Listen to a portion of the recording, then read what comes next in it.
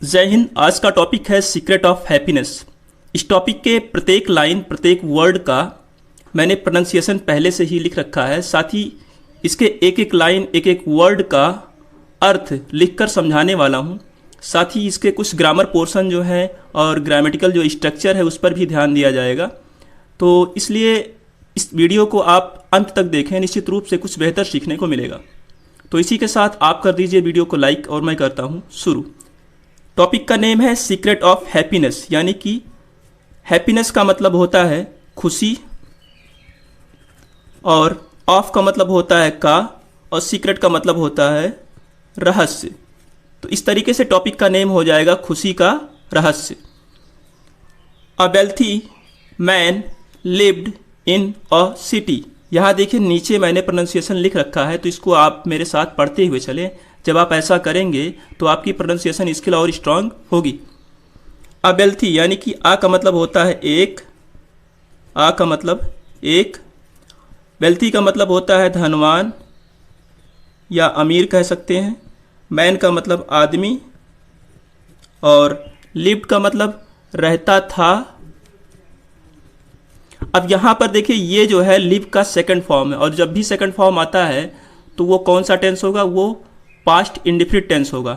और इस पूरे स्ट्रक्चर पर ये ध्यान दें तो ये जो स्ट्रक्चर है ये पास्ट इंडेफिनिट टेंस का स्ट्रक्चर है। इन का मतलब होता है में, आ का मतलब एक, सिटी का मतलब शहर। तो इस तरीके से पूरा मतलब होगा एक अमीर आदमी एक शहर में रहता था। He was a very big businessman. He का मतलब वह, was का मतलब था, आ का मतलब एक, very का मतलब बहुत और big का मतलब बड़ा। बिजनेसमैन का मतलब व्यापारी होता है या व्यवसायी कह सकते हैं। तो इस पर अगर ध्यान दें तो कह रहा वह एक बहुत बड़ा व्यापारी था। तो आदमी कैसा था, व्यापारी था। अब व्यापारी के बारे में यहाँ पर देखिए बिग जो आया हुआ है ये क्या कर रहा है, ये व्यापारी को और बड़ा बता रहा है। तो इसका मतलब ये क्या है, ये है एडजेक्टिव। और इसके पहले वेरी का जो यूज हुआ है ये एडजेक्टिव में कुछ और ऐड ऑन कर रहा है, तो इसलिए ये क्या बन गया है, ये यहाँ पर हो जाएगा एडवर्ब। ठीक है। एंड और ही का मतलब वह, वॉज का मतलब था, नॉट का मतलब नहीं, शॉर्ट का मतलब कमी, ऑफ का मतलब का, एनीथिंग मतलब किसी चीज़ कह सकते हैं, किसी चीज़। उसे, यहाँ पर जो वह लिखा हुआ इसे उसे भी कहा जा सकता है। उसे किसी चीज़ की कमी नहीं थी। बट का मतलब हो जाएगा लेकिन। स्टिल, स्टिल का मतलब होता है फिर भी। ही का मतलब वह, वॉज का मतलब था, ऑलवेज का मतलब हमेशा। वरीड, वरीड का मतलब कह सकते हैं चिंतित। एंड का मतलब और। रेस्टलेस का मतलब होता है परेशान। तो इस तरीके से मतलब होगा लेकिन वह हमेशा चिंतित और परेशान रहता था। इतनी उसके पास जो है व्यवस्था थी फिर भी वह परेशान रहता था। वन डे, एक दिन। ही वेंट, वह गया। टू हिज हर्मिटेज, हिज का मतलब अपने, हर्मिटेज का मतलब होता है आश्रम। टू का मतलब को, एक दिन वह अपने आश्रम को गया। टू मीट, मीट का मतलब होता है मिलना या मिलने को। द क्या है, यहाँ पर एक आर्टिकल है। ठीक है। सेज का मतलब होता है साधु। इन का मतलब में, आ का मतलब एक। एक दिन वह गया अपने आश्रम को साधु से मिलने के लिए। और कहाँ गया था? विलेज, यानी कि गांव में। द मैन, फिर आ गया द, यहाँ पर ये क्या है? आर्टिकल है। मैन का मतलब होता है आदमी। अब यहाँ पर अगर मैन लिखा होता तो ये प्लूरल हो जाता, यानी कि कई आदमियों की संख्या की बात फिर होती।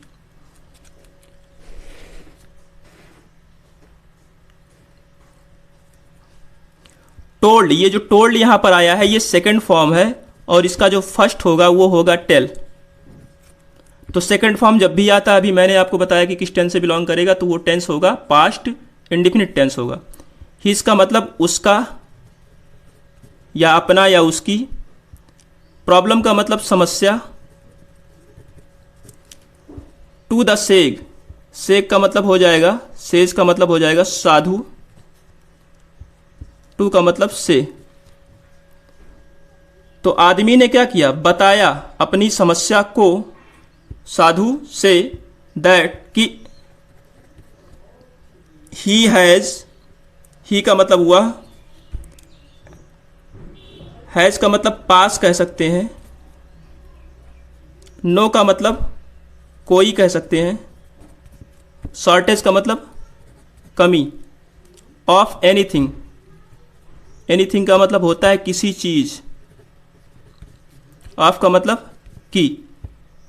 उसने बताया कि, ये जो वह लिखा हुआ इसे उसे भी कह सकते हैं या उसके कह सकते हैं, कि उसके पास किसी चीज़ की कमी नहीं है या किसी चीज़ की कोई कमी नहीं है। But still he is always worried, लेकिन फिर भी वह हमेशा चिंतित रहता है या रहता था, या चिंतित रहता, परेशान रहता है।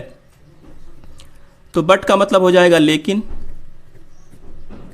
स्टिल का मतलब होता है फिर भी, ही का मतलब वह, इस का मतलब है, ऑलवेज का मतलब हमेशा, वरीड का मतलब होता है चिंतित।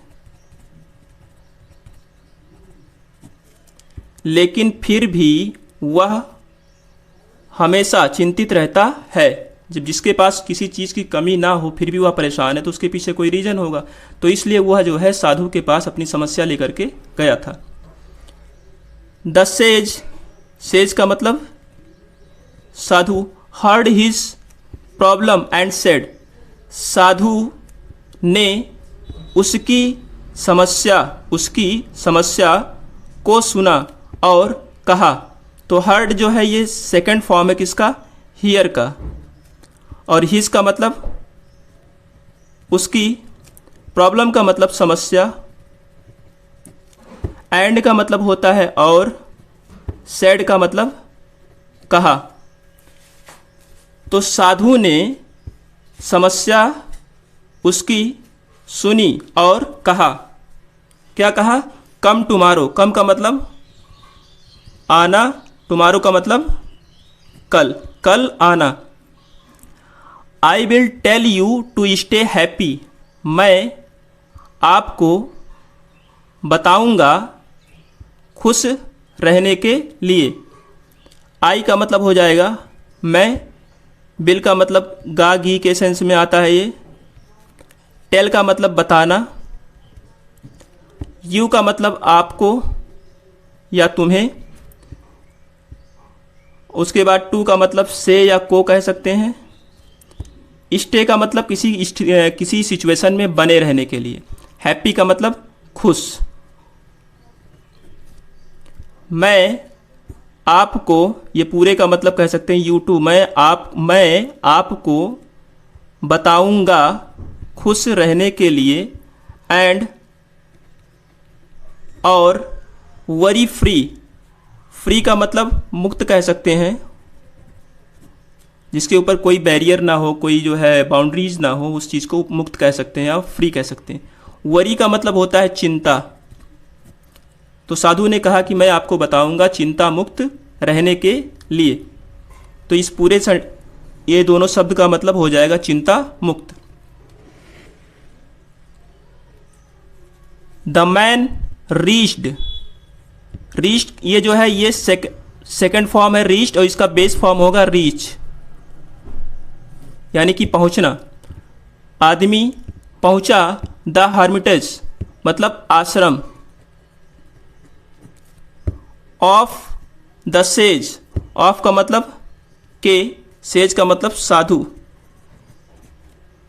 एट द सेम टाइम, उसी समय, जिस समय उसके पहले आया हुआ था उसी समय वो पहुंचा।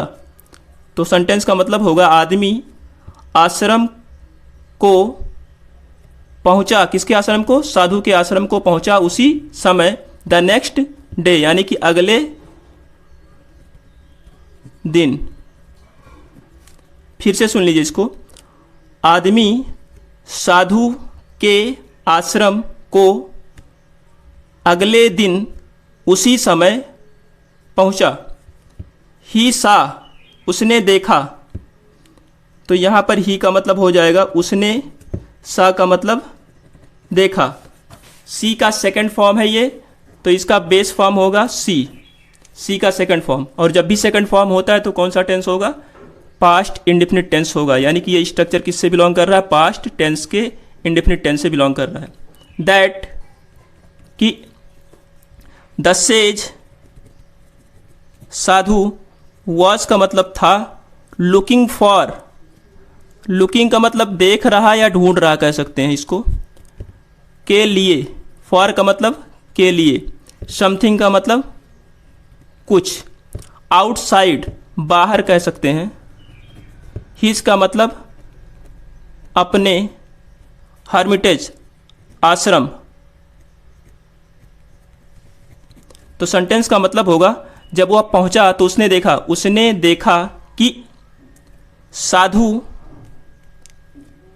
अपने आश्रम के बाहर कुछ ढूंढ रहा था या देख रहा था। ये लुकिंग फॉर को कह सकते, ये लुकिंग को कह सकते हैं, ढूंढना या देख रहा दोनों कह सकते हैं। द पर्सन सेड, व्यक्ति ने कहा, गुरुवर, गुरुवर इसे किसे कहा गया है? यहाँ पर साधु को कहा गया है। द सेज सेड, साधु ने कहा, सेड का मतलब हो जाएगा कहा, सेज का मतलब हो जाएगा साधु। I am looking for my ring, मैं अपनी अंगूठी खोज रहा हूँ। तो आई का मतलब हो जाएगा मैं, एम का मतलब हूँ, लुकिंग फॉर मतलब कि ढूंढना कह सकते हैं या खोजना कह सकते हैं। माई का मतलब मेरा, रिंग का मतलब अंगूठी, मैं मेरी अंगूठी ढूंढ रहा हूँ। विच इज लॉस्ट, जो खो गया है। तो विच का मतलब यहाँ पर हो जाएगा जो, इज का मतलब है, लॉस्ट का मतलब खो गया।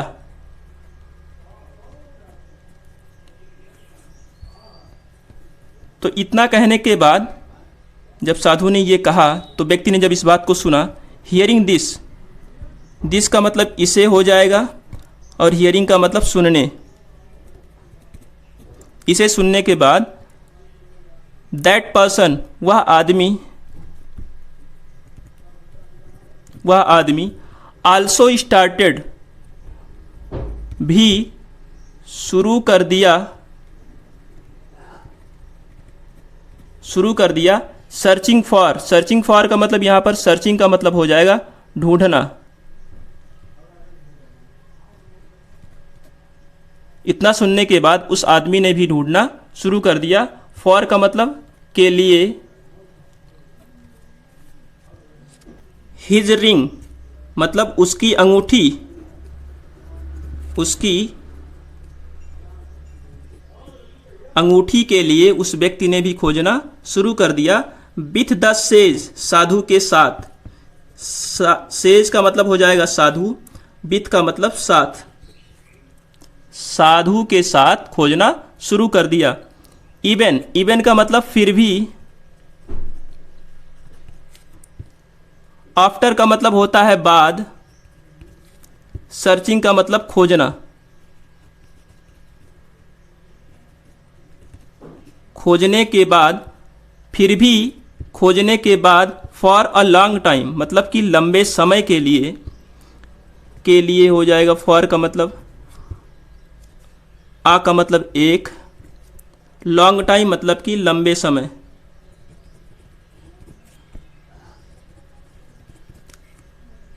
तो जब दोनों ने मिल करके खोजा लंबे समय तक, the ring was not found, फिर भी क्या हुआ, अंगूठी नहीं मिला था। रिंग का मतलब अंगूठी हो जाएगा। वॉज का मतलब था, नॉट फाउंड मतलब नहीं मिला।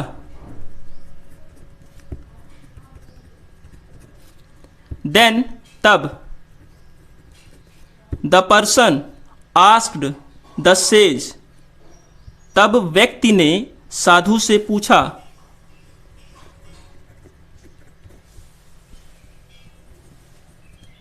पूछा किससे, साधु से।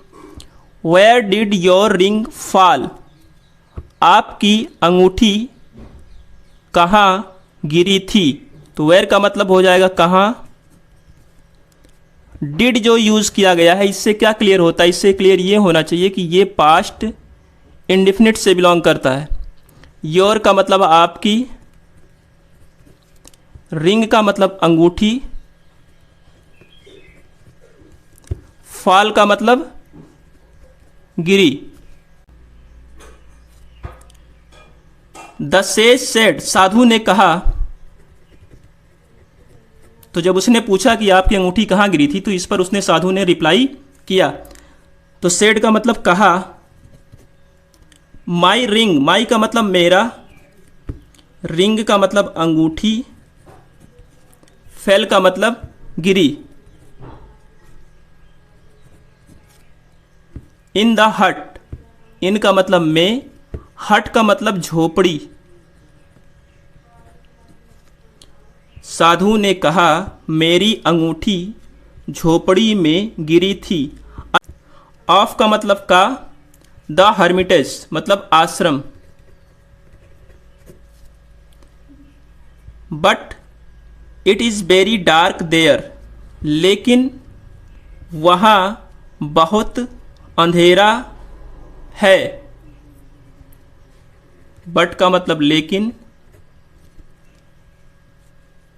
इट इज का मतलब है, और इट का मतलब यह, वेरी का मतलब होता है बहुत, डार्क का मतलब अंधेरा, देयर का मतलब वहाँ।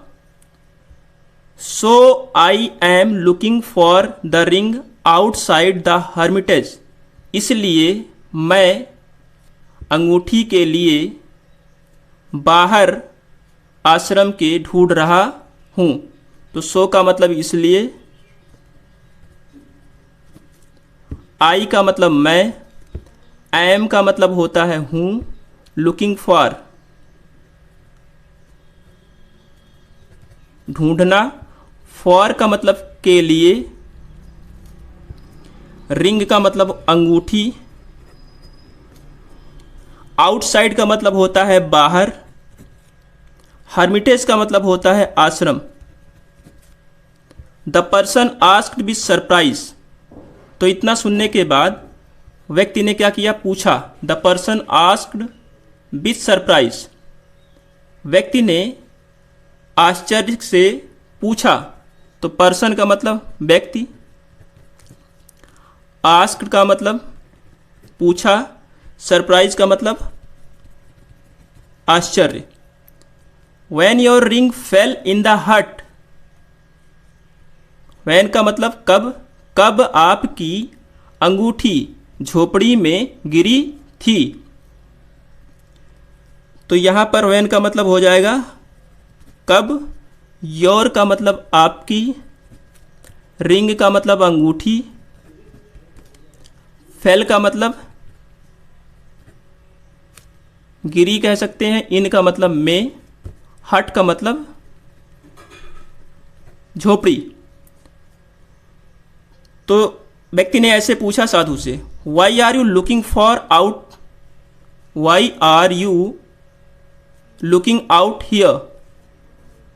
इतना पूछने के बाद उसने ये भी कहा कि आप क्यों बाहर यहाँ ढूंढ रहे हैं। जब अंगूठी आपकी झोपड़ी में गिरी है तो आप बाहर यहाँ क्यों ढूंढ रहे हैं, ऐसा किसने कहा, व्यक्ति ने कहा। वाई का मतलब हो जाएगा क्यों, आर का मतलब है या हो होता है, यू का मतलब आप, लुकिंग आउट, आउट का मतलब बाहर हो जाएगा, हियर का मतलब यहाँ, और लुकिंग का मतलब ढूंढना। The sage said. अब देखिए ये जो स्ट्रक्चर था ये इंट्रोगेटिव स्ट्रक्चर था, इसलिए यहाँ पर देखिए क्वेश्चन मार्क प्लेस किया गया है। जब भी आप कोई इंट्रोगेटिव स्ट्रक्चर लिखते हैं उसके लास्ट में क्वेश्चन मार्क का यूज नहीं करेंगे तो सेंटेंस इनकरेक्ट मान लिया जाता है, इसलिए इस बात को ध्यान रखें। द सेज सेड, साधु ने कहा,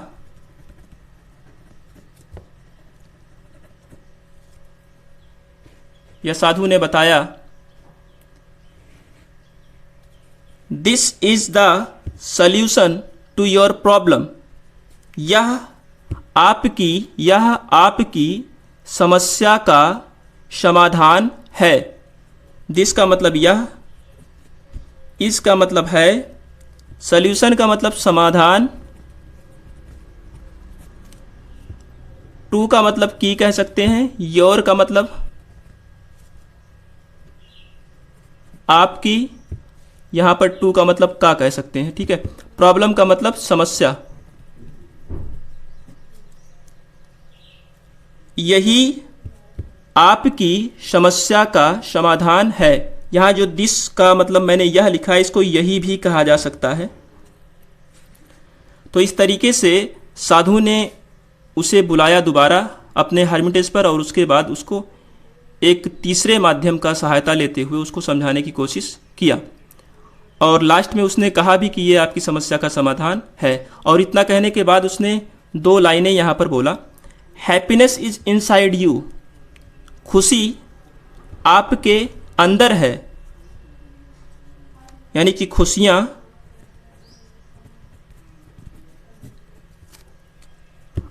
आपके, इनसाइड का मतलब अंदर है, खुशियाँ आपके अंदर है या खुशी आपके अंदर है।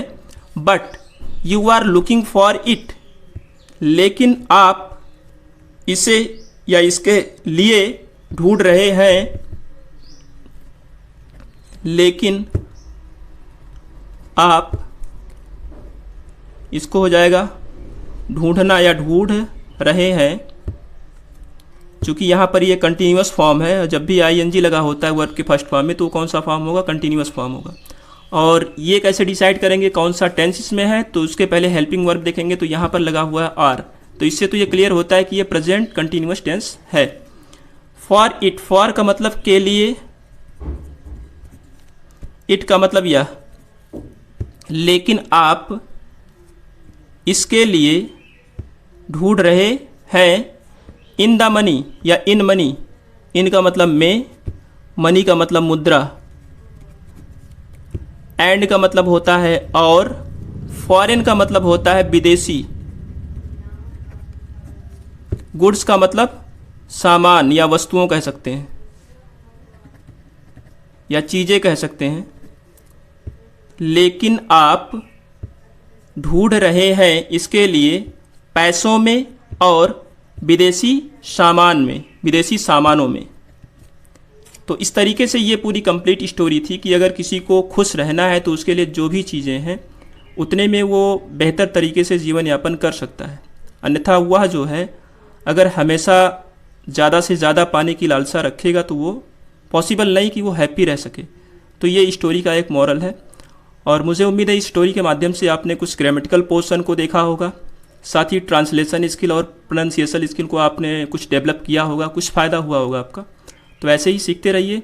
साथ ही यदि अभी तक आप चैनल से नहीं जुड़े हैं तो जुड़िए और इस वीडियो के लिंक को और लोगों के साथ भी साझा करिए। Thank you.